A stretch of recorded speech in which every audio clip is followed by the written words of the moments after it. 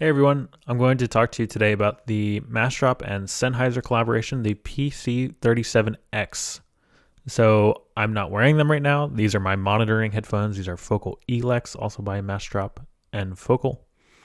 But these are the headphones right here. And they're very interesting for a couple of reasons. I'm going to talk to you about the external features first, and then I'm going to actually put them on.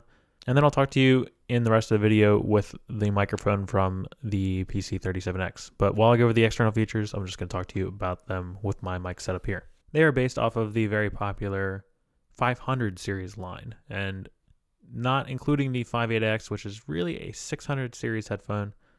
The 500 series line includes like the HD 558, 559, 599 SE, things like that. The 500 series has a very long history and long lineage, so you'll see a lot of headphones that look like this guy, but none quite exactly like it. It's a very simply built headphone.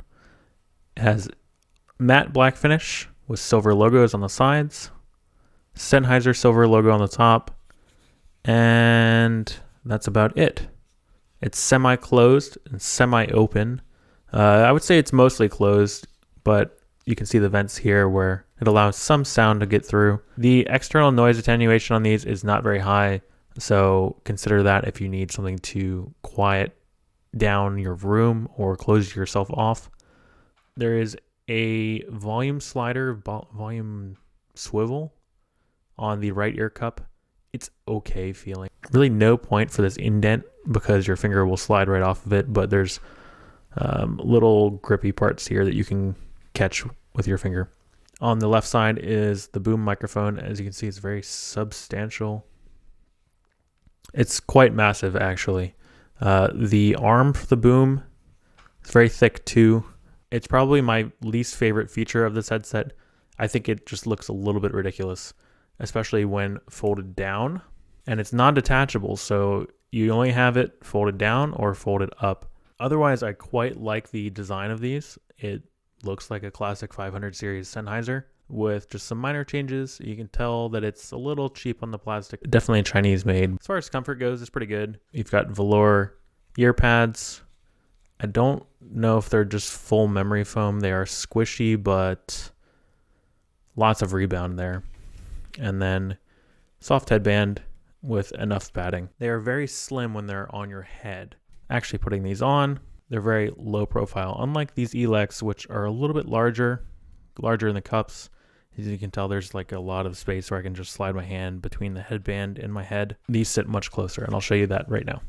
So here I am wearing the PC37X. I like, honestly, the fact that they're low profile more than anything. I'm used to gaming headsets that are quite large, and I would say most headsets are quite large. Even the Cloud Flight, they're pretty big as far as the way they sit on your head. So having a lower profile design, I like that quite a bit more. It looks a little bit more natural if you're streaming or recording videos, something like that. It just doesn't look as ridiculous. The last external feature I have to talk about before I plug these in, the wire is quite ridiculously long. The wire terminates into pink and green, one for your microphone and one for your headphone, which is different than most gaming headsets because most gaming headsets terminate in a single 4-pole.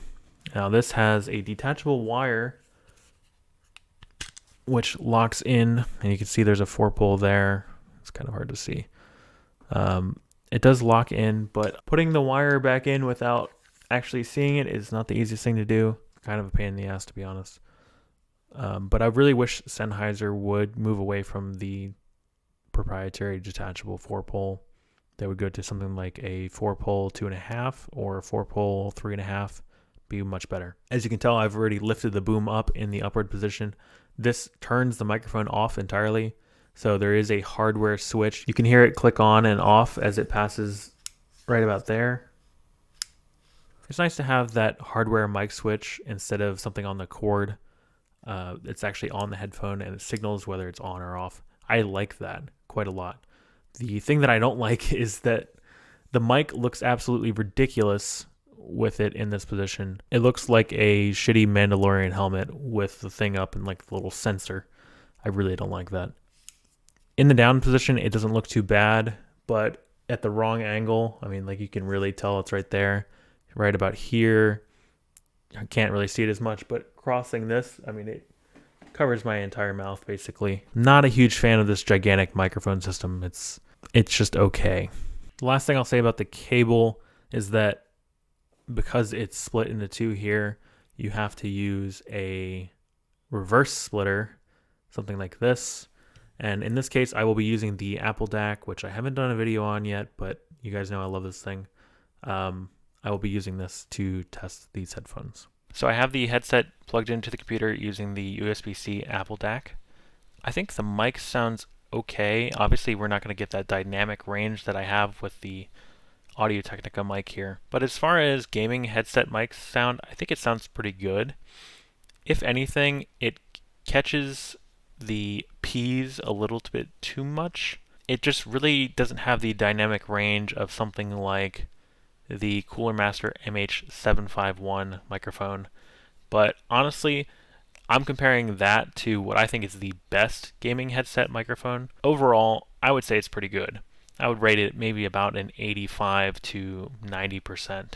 Again, my issues with this microphone are really just with how large it is. I think it absolutely looks ridiculous and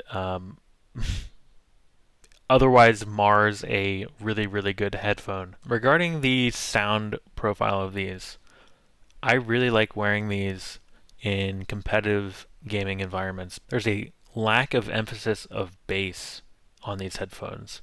The bass is there and it sounds good, but it does not stand above everything else. And I think that's very important when it comes to gaming and especially competitive gaming. The reason for that is that when gunfire is going off and explosions and things like that, you don't want it to overpower footsteps. You don't want it to overpower the sound of a grenade being thrown, which you can hear very, very well with this. The soundstage is not very wide, but the imaging and the accuracy of the imaging is very, very good. And I think it's due to the partially closed nature of them. So from a gaming standpoint, playing PUBG, CSGO, things like that, I really, really like these. I think they feel natural. I don't get distracted by them at all wearing them. Everything sounds how I think it should sound as far as the gameplay. And no one's ever complained about the mic quality. The only thing that distracts me is that I can see this mic in my peripheral vision. I can see it here. If I move it down, I really can't see it as much, but I just still think it looks ridiculous. I'm sorry I keep bringing it up, but to me it's just, they're almost right there. If they had this figured out, maybe if this microphone was detachable and I could just take it off and just use my mic like this, that's actually somehow less distracting than this one. So aside from that, I've worn these for many hours at a time. I've worn these, I think, for like 6 hours straight. I've had no issues with sweat or discomfort. They do fit tight, and it might not be something that you're used to, but this is the classic Sennheiser feel. It's very shaped and molded to your head. I really do think that these are a absolutely stellar gaming headphone, especially for competitive games, and they're only $100. Normally they're $120. I don't know if they're on like permanent sale or semi-permanent sale, but they're $100 on drop right now. Maybe even a little bit less if you are a first-time buyer on drop. There might be a coupon code or something like that. As far as recommendations go, these are a buy for me. I would recommend them to just about anyone. I quite like them a lot.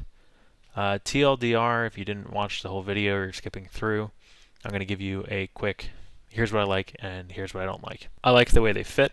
I like the way they look for the most part. I like the finish. I think they're well made. They're very comfortable. I like the way they sound. I like the way that they stand apart from most other gaming headsets where there's more emphasis on loud explosions and bass and things like that, which don't really matter in a competitive environment. Things I don't like. I don't like the cord system.